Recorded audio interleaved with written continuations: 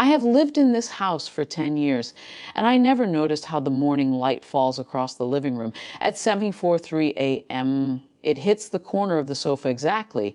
I am sitting on the floor, my back against the wall, watching this happen. Behind me, 2 suitcases are packed and waiting by the front door. She is still sleeping. I should feel something. Rage, maybe. Grief. Instead, I feel like a man who has been holding his breath for a decade and only now remembered how to exhale. The compensation letter is in my jacket pocket, the one hanging in the hall closet. She doesn't know about it. She doesn't know about the beach house my grandmother left me either, the one I've been paying taxes on quietly for 3 years without ever mentioning. Or the savings account that crossed 7 figures last spring. I wasn't hiding them, not exactly. I was waiting to see if she ever asked the right questions. She never did. The night before, she came home at 11. I was watching television with the sound low. She stood in the doorway and looked at me the way you look at furniture you're planning to replace. "They called me?" she said. "From your office." I nodded. I had been let go that afternoon. 12 years, and they walked me out in 40 minutes. "They said you took a package." Her voice was flat. "How much?" "I didn't ask yet," I said, which was true. I had asked for time to think. The envelope was still sealed. She stared at me. Something moved behind her eyes, some calculation I had seen 1,000 times but never named. Then she walked to the hall closet, pulled out my suitcases, the good ones, the ones her mother bought us as a wedding gift, and began throwing things into them, not carefully, not with anger even, just efficiently, like clearing a closet. "This is my house," she said, zipping the second bag. "My name on the deed. My payments for the last 5 years. From now on, this house is mine." I watched her. I didn't move. "Go live with the homeless," she said, and for a moment her voice cracked, just slightly. "See how long your pride lasts without my money." She dragged the suitcases to the door and pushed them outside. Then she stood there, breathing hard, waiting for me to react. I stood up. I walked to the door. I picked up the handles of both suitcases. And I smiled, not a mean smile, not a triumphant smile, just a small private smile, because in that moment I understood something I had been avoiding for years. She had never known me, not once, not even a little. "Okay," I said, and I walked out.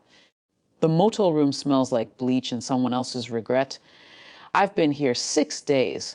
I eat microwave burritos and watch the parking lot. I don't call anyone. I don't post anything online. I let the silence settle. On day 4, I drive to the beach house. It's small, 2 bedrooms, needs paint. But the key turns in the lock and the air inside is cool and salt, smelling and mine. I stand in the empty living room and listen to the waves. I don't feel victorious. I feel like a man waking from a long, strange dream. On day 7, I call a lawyer, not for revenge, just to understand what's mine and what isn't. She tells me the house, the savings, the compensation, all separate property, all mine. She asks if I want to file. Not yet. I say, on day 10, I change my address with the post office. On day 12, I have a realtor put a sign in front of the beach house. Not for sale, just to remind myself it exists. It's real. I see Margaret at the grocery store on a Tuesday. She's a friend of my wife's, or was. She almost walks past me, then stops, uncertain. "Oh," she says.